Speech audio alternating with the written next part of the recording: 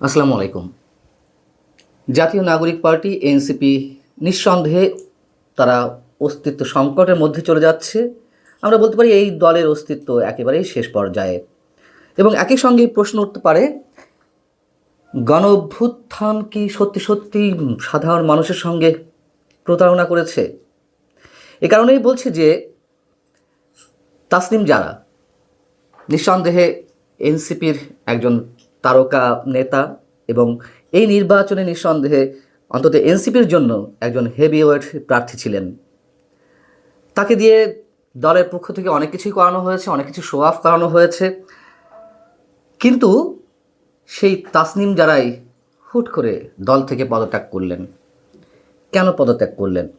কী কারণে তাকে পদত্যাগ করতে হলো? কী কারণে তাকে স্বতন্ত্র হয়ে নির্বাচনে প্রতিদ্বন্দ্বিতা করতে হচ্ছে? এসব প্রশ্নের উত্তর তিনি না দিলেও মানুষের কাছে এখন অনেকটাই খোলাসা। তাসনিম জারা জানিয়েছেন যে তিনি পদত্যাগ করছেন এবং স্বতন্ত্র হয়ে নির্বাচনে প্রতিদ্বন্দ্বিতা করবেন। তিনি তার ফেসবুক স্ট্যাটাসের মাধ্যমে এই কথা জানিয়েছেন এবং ঢাকা ৯ আসন থেকে তিনি নির্বাচনে প্রতিদ্বন্দ্বিতা করবেন।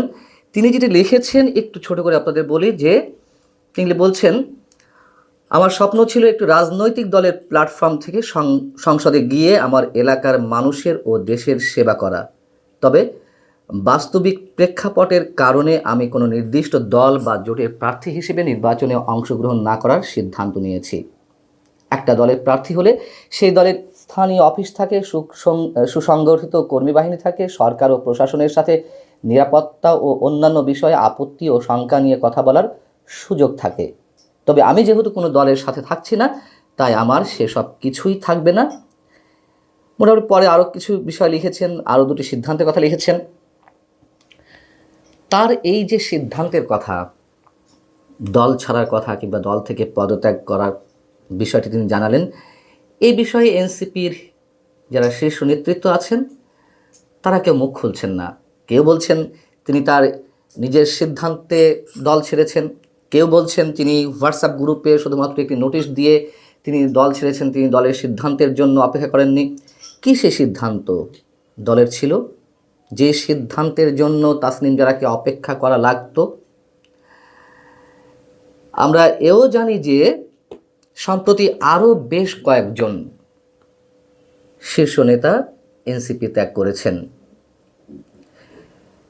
এবং গত 2 দিন ধরে যে আলোচনাগুলো চলছে সবার মাঝে, সেই জায়গা থেকে তারা একে একে পদত্যাগ করছেন। বিশেষ করে জামায়াতে ইসলামীর সঙ্গে আসন সমঝোতা নিয়ে দলটির যে আলোচনা শুরু হয়েছে, এনসিপিকে নাকি 30টি আসন জামাত দিচ্ছে এবং এনসিপির কারা প্রার্থী হবে সেটিও জামাত নির্ধারণ করে দেবে। জামাতের নেতাদের সঙ্গে এনসিপির কোনো কোনো নেতার বসতে হবে, তারপরে প্রার্থী চূড়ান্ত করা হবে, এনসিপি প্রার্থীদেরকে জামাত টাকা দিবে, ইত্যাদি ইত্যাদি অনেক বিষয়, যার সত্যতাও রয়েছে অনেক ক্ষেত্রে।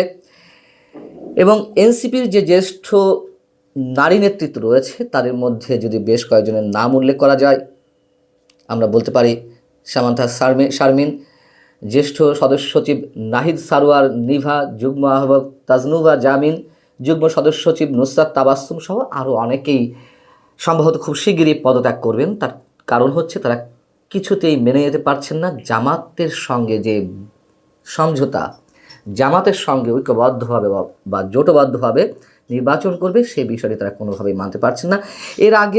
এর আগেও আরও অনেকেই পদত্যাগ করেছেন। দলটির কেন্দ্রীয় নেতা অনিক রায়, তুহিন খান এবং অলিক মৃদুল তারা পদত্যাগ করেছেন যুগ্ম সদস্য সচিব মীর আরশাদুল হক। এনসিপির এই যে অবস্থান, চূড়ান্ত ভাঙন, আমি ব্যক্তিগতভাবে এতটুকু আশ্চর্য হইনি। কারণ শুরু থেকেই এই দলের অস্তিত্ব নিয়ে সন্দেহ পোষণ করে আসছিলাম। তারা নতুন দল তৈরি করে তাদের যে ঔদ্ধত্য, ইতিহাসের সাথে বেইমানি করা, দলের মধ্যে নানান ধরনের অভিযোগ, এগুলো তার আমার একা অভিযোগ নয়, এটি জাতীয় পর্যায়ে নানানভাবে আলোচিত হচ্ছিল। চাঁদাবাজি, দখলবাজি, নারী কেলেঙ্কারি, আরও অনেক অনেক বিষয়। এবং বিশেষ করে আবারও বলি, এর আগে আমি আপনাদেরকে বলেছি, বিশেষ করে যে মবক্রেসি, তাদের মাধ্যমে শুরু হয়েছিল। এনসিপি ভবিষ্যৎ নিয়ে অনেকেই সন্দিহান ছিলেন। এখন বিষয় হচ্ছে যে আমরা জানি এরই মধ্যে এনসিপির যারা সম্ভাব্য প্রার্থী তারা অনেকে ডোনেশন নিচ্ছিলেন, তাদের ব্যক্তিগত অ্যাকাউন্টে অনেক শুভাকাঙ্ক্ষী অর্থ প্রদান করছিলেন, ডোনেট করছিলেন। সেই টাকাগুলোর কি হবে? তাসনিম জানাকে নিয়ে তো প্রতিদিন নিউজ করা হচ্ছিল যে তার অ্যাকাউন্টে হুড় করে অ্যাকাউন্টের যে তহবিল সেটি বাড়ছে। সেই টাকার কি হবে? যদিও তাসনিম যারা বলেছেন তার ফেসবুক স্ট্যাটাসে যে যারা ডোনেট করেছেন তারা যদি ফেরত পেতে চান তাহলে এই ফরম্যাটে অ্যাপ্লিকেশন করতে হবে, করে তাদের টাকা ফেরত দিয়ে দেওয়া হবে। হয়তো শুভাকাঙ্ক্ষিতার জায়গা থেকে অনেকেই ডোনেট করতে পারেন, কিন্তু বাজারে তো বা রাজনৈতিক জায়গাগুলোতে তো এই কথাও চাওয়া আছে যে অনেকে যে কালো টাকা উপার্জন করেছেন সেই কালো টাকাকে সাদা করতেই নিজেরাই হয়তো ব্যাংকে টাকা ঢুকাচ্ছেন নানান অ্যাকাউন্ট থেকে।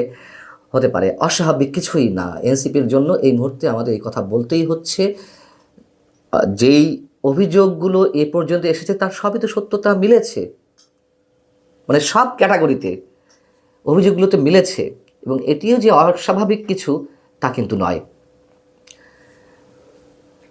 এনসিপির দলীয় আদর্শের কথা নিয়ে আমরা অনেকেই প্রশ্ন তুলছিলাম। তারা আসলে কোন পন্থার? ডানপন্থার, বামপন্থার, পাকিস্তানপন্থী, নাকি পাশ্চাত্যপন্থী? তারা তো ভারতের পন্থী নয়, এই কথা তো স্পষ্ট, এবং ভারত বিরোধিতাকে পুঁজি করে তারা রাজনীতি করে আসছিল।